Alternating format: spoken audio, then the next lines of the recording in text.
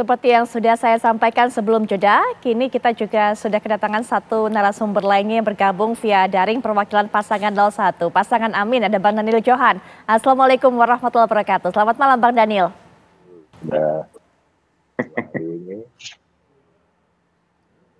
Bang Daniel Johan? Ya, sepertinya masih terkendala komunikasi dengan kami akan coba perbaiki dan juga kembali. Nanti kita akan coba menghubungi Bang Daniel Johan, tapi kita akan dengarkan bagaimana pandangan dari Mas Adi mengenai apa yang disampaikan oleh Bang Ciko tadi. Ada anomali ini, PDIP suaranya cukup tinggi di wilayah Jawa Timur, tapi kemudian Pak Ganjar ataupun juga teman pasangan 03 tidak terlalu berkutik di sana. Sekali lagi versi quick count. Ya, saya kira memang ada dua hal yang bisa menjelaskan kenapa pileg tinggi tapi pilpresnya misalnya rendah, atau sebaliknya. Pilpresnya tinggi kemudian pilegnya rendah. Ada yang disebut dengan teori split ticket voting. Jadi pemilih itu seringkali iman politiknya agak berubah antara hati dan pikirannya. Satu sisi pilegnya misalnya dia pilih PKB, tapi pada saat yang bersamaan soal pilpresnya dia pilih yang lain, bukan pilih Amin. Mungkin pilih Prabowo, mungkin juga pilih Ganjar dan Mahfud. Begitupun apa yang terjadi pada teman-teman PDIP yang seperti disinggung oleh Bang Ciko. Pada level kepartaian misalnya, mungkin banyak basis pemilih-pemilih PDIP misalnya tetap tegak lurus memilih PDIP sebagai partai politik yang mereka cobloh di 2024 ini. Tapi ketika mereka bicara tentang pilpres belum tentu jagoan yang diusung oleh PDIP yang dipilih. Tapi misalnya lebih mengikuti kemana preferensi pilihan politik Jokowi yang jelas-jelas memberikan dukungan politiknya kepada Prabowo dan Gibran. Ini yang disebut dengan split ticket voting, Putri. Itu artinya apa? Satu orang itu tidak bisa dipastikan dia akan sama pilihan pilpresnya dan sama dengan pilihan pilegnya. Itu teori yang umum menurut saya. Itu artinya apa? Setiap kader partai ada split namanya, dia nyempal. Tidak tegak lurus dengan keputusan partainya terkait dengan pilpres. Tapi kalau pileg dia istiqomah. Di mana semua kader partai yang maju, antara caleg yang dari pusat hingga daerah itu, dia tetap dipilih. Tapi untuk pilpres dia bisa kemana-mana, tidak sesuai dengan arahan partai. Nah yang kedua yang bisa menjelaskan, mungkin juga caleg-caleg di bawah itu tidak solid untuk konteks pilpresnya. Caleg-caleg di bawah misalnya level kabupaten, provinsi, kota, dan pusat, itu mungkin hanya mengkampanyekan dirinya.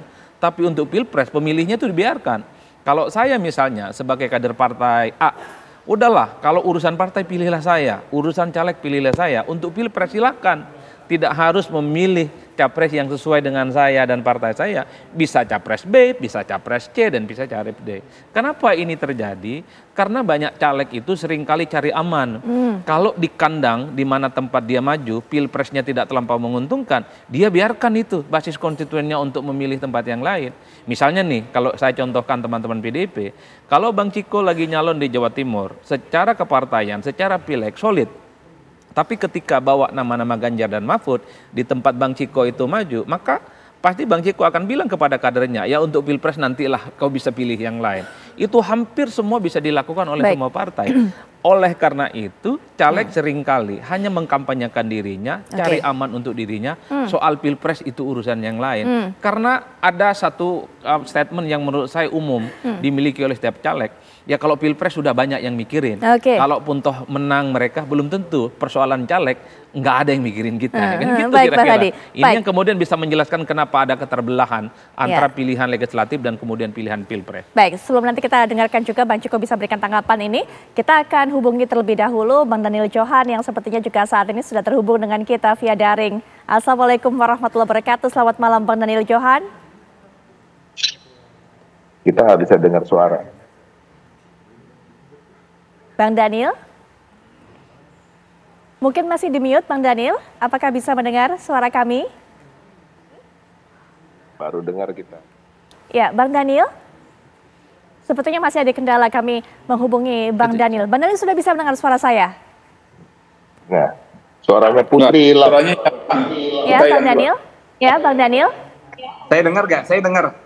Baik, baik. Oke, Bang Daniel mendengarkan. Yang lain dengar gak, Bang? Enggak dengar saya dia ngomong apa, gak dengar. Baik, nanti coba. Ya, nanti kita dengar, saya dengar. Baik, Oke. baik. Dengar, Nanti dengar. kami akan Kita coba saling perbaiki dengar. lagi. Tapi Bang Daniel juga bisa dijelaskan kepada kami bagaimana pandangan dari PKB ataupun juga pasangan 01. Karena memang kita ketahui Jawa Timur ini merupakan banyak sekali pendukung PKB di sana. Tapi rupanya jumlah dari versi hitung cepat suara yang diraih oleh pasangan Amin juga terpautnya gapnya selisihnya cukup jauh dengan pasangan Prabowo Gibran yang saat ini unggul di wilayah Jawa Timur. Bang Daniel Johan. Oke.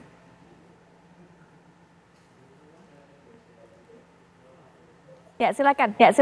Bang Daniel Johan. Ya, makasih Mbak.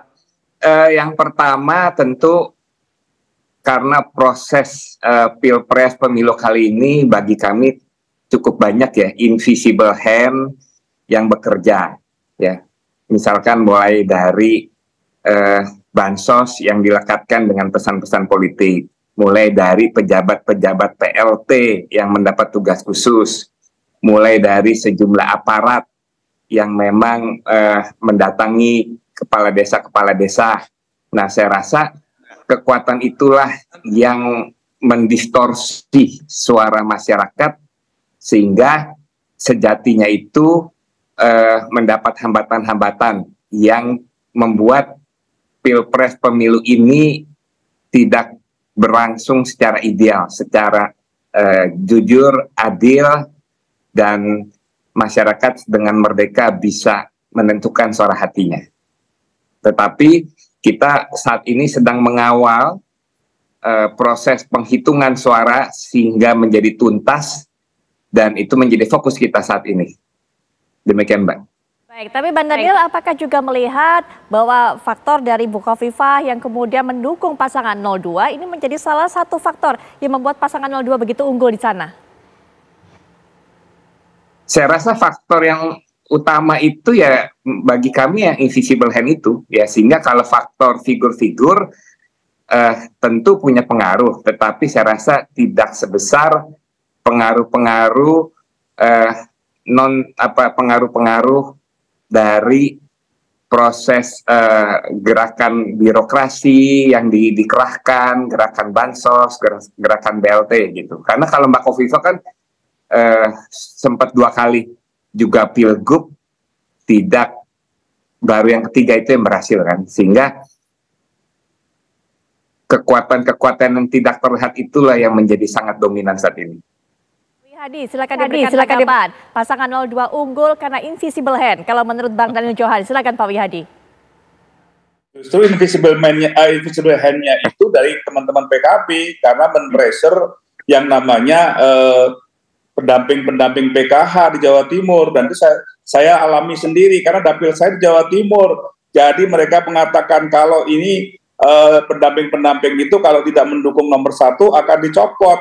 Kemudian pendamping itu juga dikatakan kalau yang namanya nanti PKH akan dihapuskan kalau Pak Prabowo menang. Nah ini kan invisible yang mana-mana. Nah saya dapil Jawa Timur, saya tahu pasti. Jadi kalau ngomong itu berdasarkan fakta. Fakta di kami itu seperti itu. Justru yang ada adalah pendamping PKH itu yang notabene banyak orang-orang dari PKB. Ya kita katakan apa adanya di sini. Bahkan yang kita boleh dikatakan yang namanya itu banyak PJ. Bagaimana kita mau PJ? PJ-nya tidak bisa ngapa-ngapain juga. Jadi saya kira ini sudah lewat. Ya, yang ada adalah bagaimana kita tidak perlu lagi mempermasalahkan hal yang sebenarnya belum tentu ada. Bahkan kalau kita buka-bukaan di sini, malah nanti Bang Johan nanti yang akan mengatakan bahwa ini kok tidak bisa terjadi seperti ini di Jawa Timur gitu.